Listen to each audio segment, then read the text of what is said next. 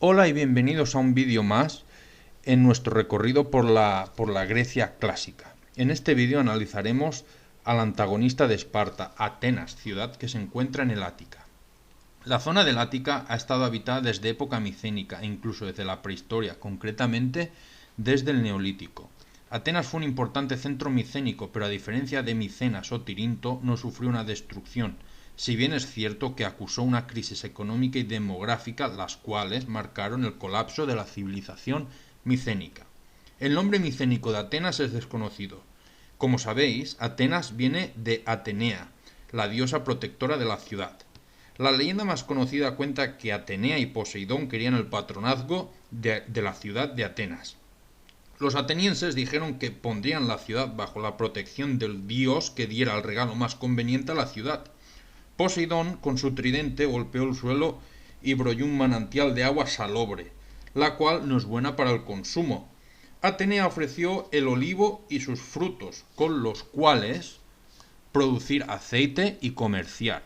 Los atenienses optaron por Atenea, y en las monedas veremos la lechuza y el olivo como símbolo de Atenas, lo cual la lechuza es símbolo de Atenea. Era una práctica común en Grecia atribuir determinadas leyes o hechos históricos a un héroe. Si recordáis, en Esparta tenían al mítico legislador Licurgo, en Tebas tienen a Cadmo, y Atenas se atribuye su fundación al mítico rey Teseo. Teseo es el héroe ático por excelencia, el héroe que derrotó al Minotauro.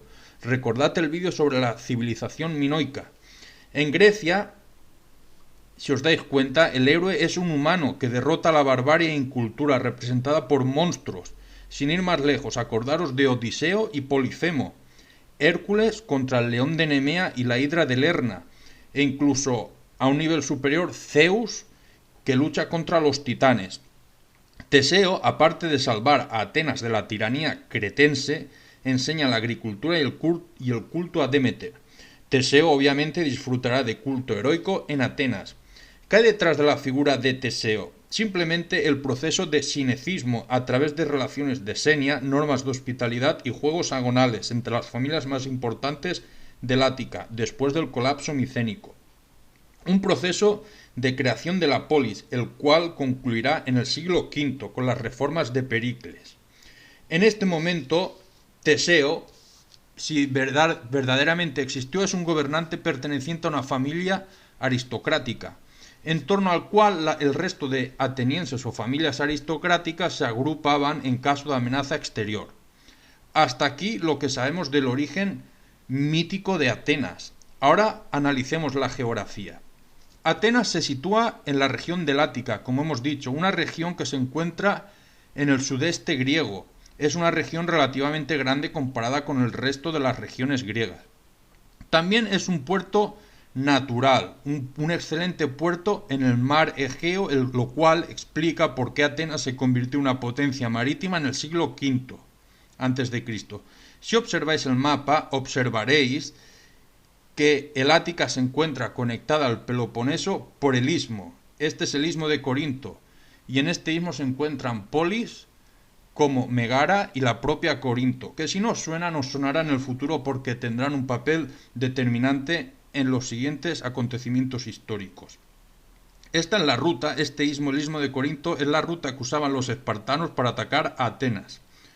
Atenas y el Ática, todo junto, tenían alrededor de 26.000 kilómetros cuadrados de superficie, y en la época clásica casi todos sus habitantes fueron considerados atenienses, ciudadanos atenienses. El caso es que Atenas tenía un excelente puerto, y esto nos lleva a la siguiente diapositiva, la cual vamos a hablar del puerto de Atenas, el Pireo. El puerto estaba amurallado hasta Atenas, y esto indica que estaba diseñado para funcionar incluso en caso de invasión. El comercio marítimo era vital. El puerto aportaba una gran cantidad de riqueza al Estado ateniense mediante impuestos sobre el comercio. Si os acordáis del anterior vídeo, Esparta estaba encerrada en el valle del Eurotas y Getión, su puerto natural, estaba alejado de la polis. Así que los espartanos pronto desecharon la guerra marítima y se enfocaron hacia la guerra terrestre. En cambio, los atenienses se convirtieron en la gran potencia marítima. Otra fuente de ingresos relacionada obviamente con la geografía fueron las numerosas minas de plata situadas en el Ática, que permitieron construir una magnífica flota y edificar maravillosos monumentos. También usaron esa plata para acuñar monedas. Tenéis aquí un ejemplo de moneda ateniense en la diapositiva, y desde luego que destacan las minas de Laurión. Otra fuente de ingresos fue la cerámica. El Ática estaba llena de arcilla roja, la cual era el ingrediente clave para la elaboración de cerámica ateniense, de cerámica roja. La cerámica ática ya desde el geométrico era excelente y estaba muy demandada en el Mediterráneo. Respecto a la agricultura, los atenienses cultivaron la vid y el olivo, especies claves en la agricultura griega y mediterránea. También cultivaron grano en las zonas más aptas. Vemos aquí la tríada mediterránea, la cual fue usada para baremar si un pueblo era bárbaro o no. Si tenías vid, olivo y grano, trigo, eras un pueblo bárbaro. Que no lo tenías, eras bárbaro. Antes de pasar a la historia de Atenas, recordemos las fases del desarrollo de la polis. Ya repasemos lo que hemos hablado en siguientes vídeos. Destacan 3 fases: la oligarquía. En este periodo, unas familias aristocráticas controlan el poder, controlan todo, controlan la administración, controlan la economía y controlan la justicia. En la siguiente fase, debido a la inestabilidad que esto produce por los emergentes grupos sociales, se recurre a un legislador mítico, como puede ser Licurgo, o a los tiranos, que no tenían por qué ser malos tipos. Esta dicotomía tan clara que tenemos hoy en día entre una dictadura, un tirano es bueno o malo, no existía en la época griega. Podía venir y solucionar los problemas que aparecían en un concreto periodo de tiempo. Se podía equiparar a la dictadura romana. Y por último, la democracia. Veamos el desarrollo de la polis ateniense después del colapso micénico hasta el siglo VI a.C.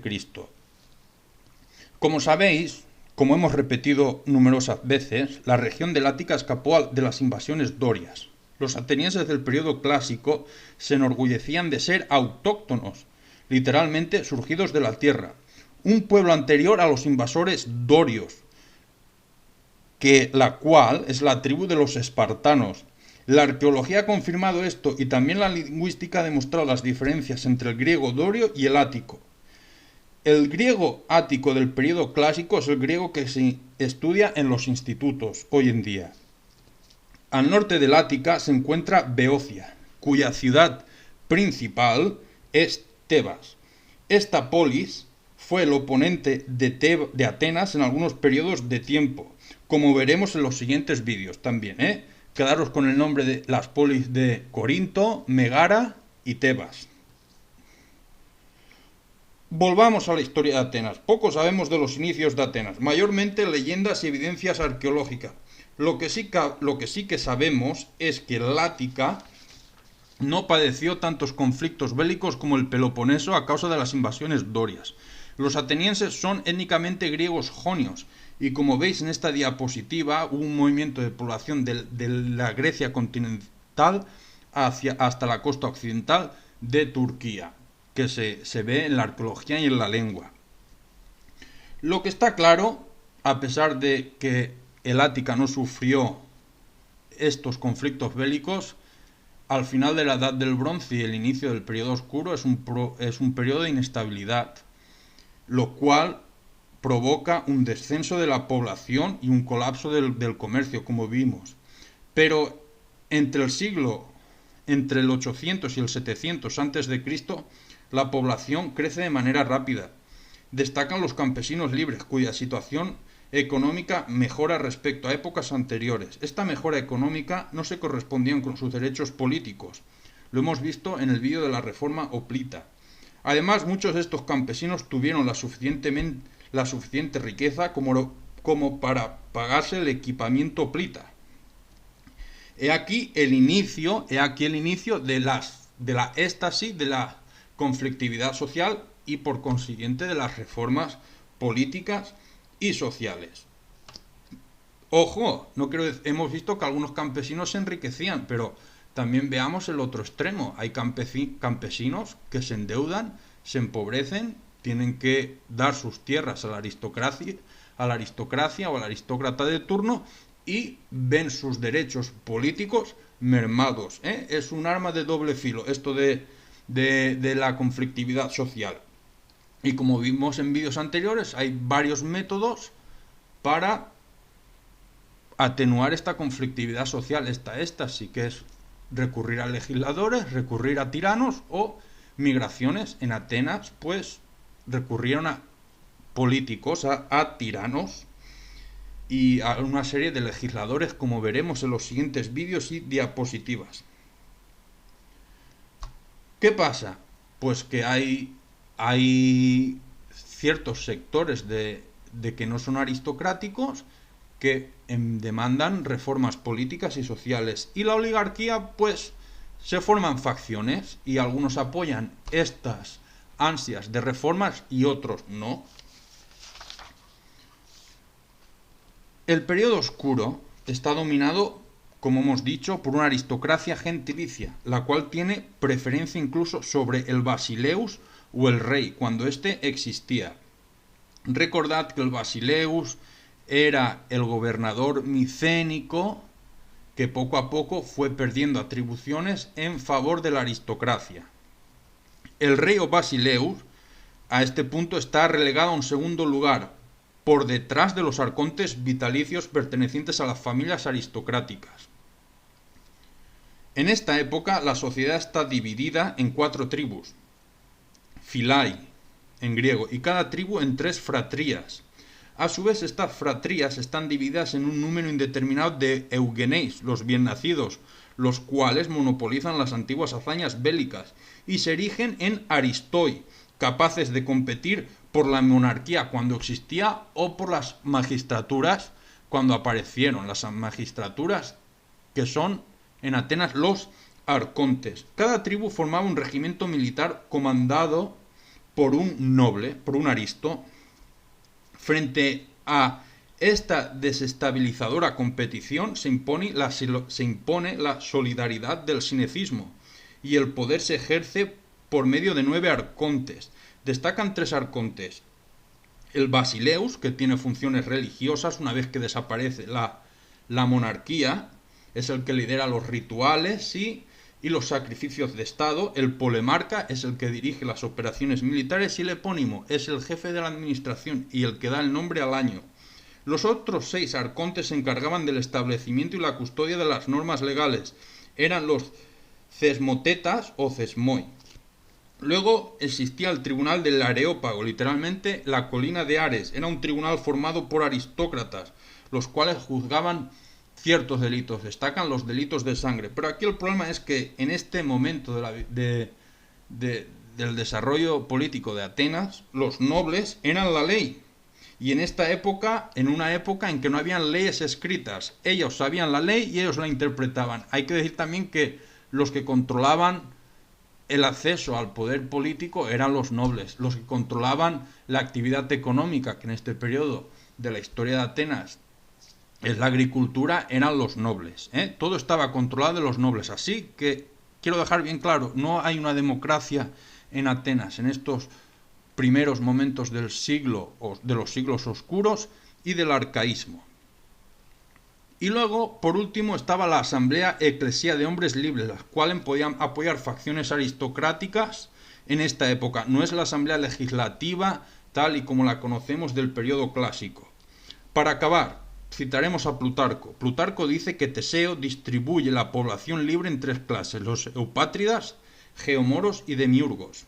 Los eupátridas eran la clase dominante con funciones políticas, legales y religiosas. Los demiurgos, los artesanos, y los geomoros, los campesinos. Estos 2 últimos se opusieron a la nobleza y formaron el demos.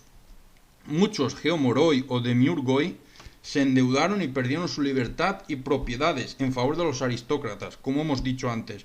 O también algunos campesinos o artesanos se enriquecieron y no vieron sucesores políticos correspondidos con su riqueza. Lo hemos visto, eran tan ricos que podían comprarse el armamento de una hoplita, pero no se podían, no participaban de estas magistraturas. Vamos a dejar el vídeo aquí. En el siguiente vídeo analizaremos el desarrollo político de Atenas de los siglos VII al V. Es un poco lioso, pero seguro que nos aclararemos. Muchas gracias y hasta la próxima.